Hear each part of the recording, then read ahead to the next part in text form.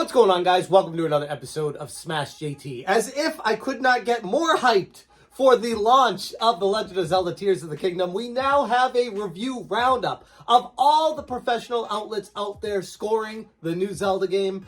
And it just might be the greatest game of all time. God, I feel like I say that every time there's a new Zelda game. JT. If you're new to the channel, hit that subscribe button and bell for notifications so you do not miss an upload. Also, hit up smashjt.com and bookmark the site because I get these articles out a lot faster than the videos. So, this is the latest article I have up on the webpage right now. The Tears of the Kingdom review roundup with Metacritic kicking it off. When I wrote the article, it was at a 97, currently standing at a 96 overall rating. And here's some details as to the 97, 96-ish score that it currently has. IGN, 10. Inverse, 10. RPG Site, 10. GameSpot, 10. Destructoid, 10. Nintendo Life, 10. CG Magazine, 10. Game Informer, 9.8. VGC, 5 out of 5. VG 24/7, 5 out of 5. GameStop, 5 out of 5. Comic Book, 5 out of 5. Eurogamer, 4 out of 5. Metacritic 97, OpenCritic 98, and when you look at the Metacritic scores currently, 82 positive reviews, 1 mixed review, and 0 negative reviews, which is impressive because even with the most perfect of perfect games, you always seem to find one outlet. There's always one that will do the, it's negative because it's crappy, because it's just bad. Just because they want to stand out. Has nothing to do with the quality of the game, has nothing to do with their actual feelings, but it has to do with trying to get attention. And if there's one nail sticking out, people typically click on it, find out their name, you know, infamy is still filmy. Mixed. Let's check it out. Because, yeah, that's the one that sticks out. What did the mixed reviewer have to say? From Gfinity, which I've never heard of. If you've yet to step foot in the open world of Hyrule, Tears of the Kingdom is the best way to experience it, with just enough new ground to keep things interesting. But if you didn't gel with the 2017 release, the story alone might not be worth the second attempt. That's almost like reading it as user error. Like, it's a fantastic game.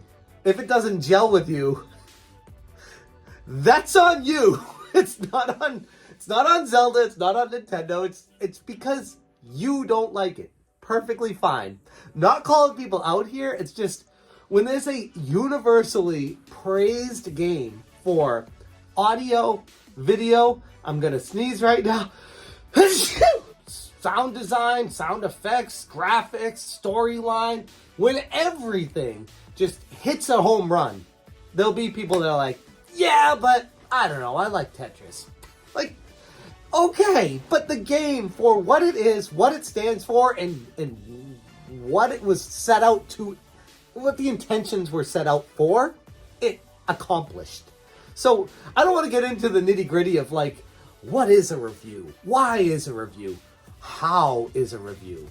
I want to talk about how this game, universally praised from all major media outlets. It's been a long time since I've seen IGN, GameSpot, Nintendo Life, and Video Games Chronicle, and what was the other one? I mean, we're talking big names in the reviewing area. Destructoid give it a perfect score. All of them, universally. All of them.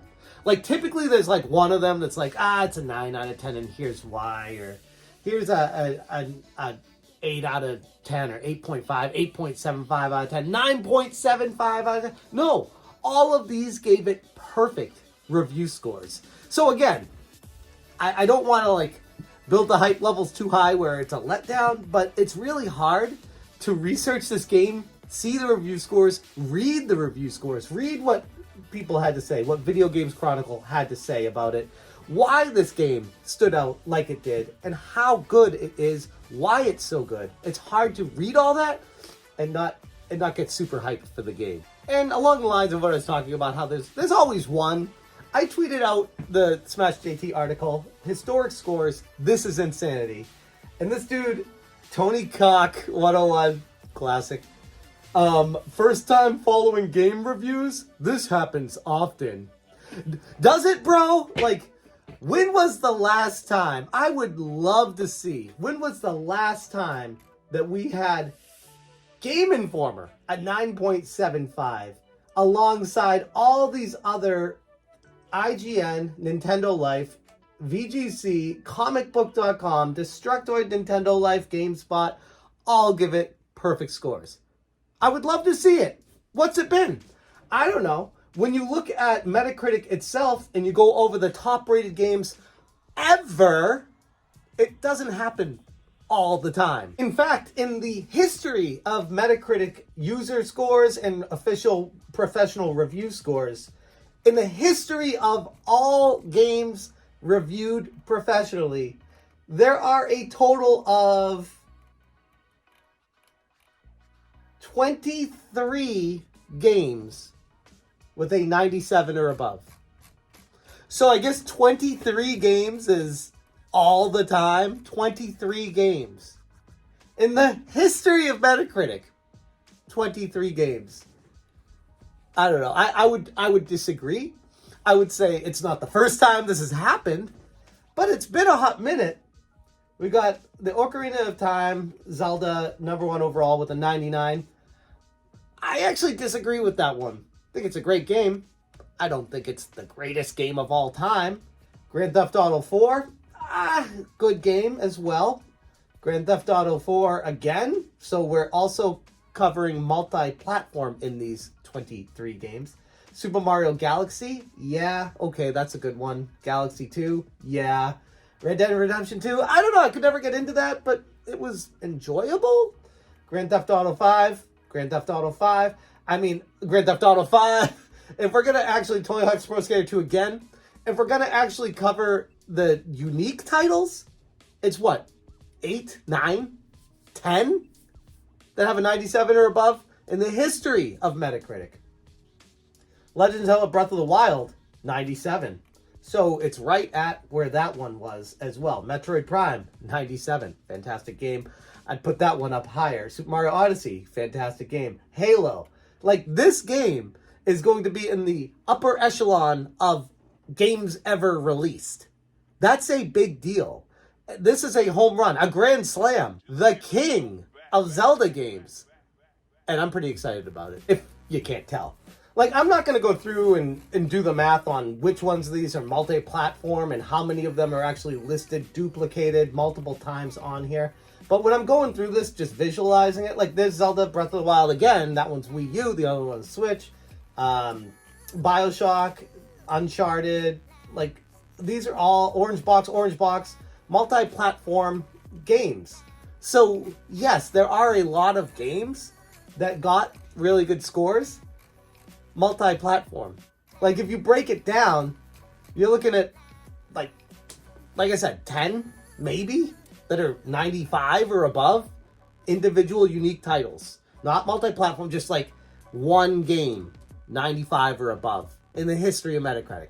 So, I'm not buying the it happens all the time argument. That kind of caught me off guard. Like, that's just like the reviewer on Metacritic that's just like, oh, it's not good because I want to stand out. I'm a badass because I said it's not good. It's not that great, guys. Like, okay. If you want to rain on people's parade because that gets your rocks off, have at it. But for me, I'm going to join the crowd on this one and say I can't wait for Legend of Zelda Tears of the Kingdom. I'm super hyped for it, and I only got, at the time of publishing this, we only got a few hours to go before it actually unlocks itself on the Switch for digital. So, yeah, I guess I'll just sit here and twiddle my thumbs until then. Oh, before I forget too, go to smashjt.com, check out the description for the link to the article in there, bookmark the site, join it as a member, leave a comment, say what's up in there. I would appreciate it. I'm going to leave the video there. Thank you guys so much for watching, and as always, you stay smashing. Smash,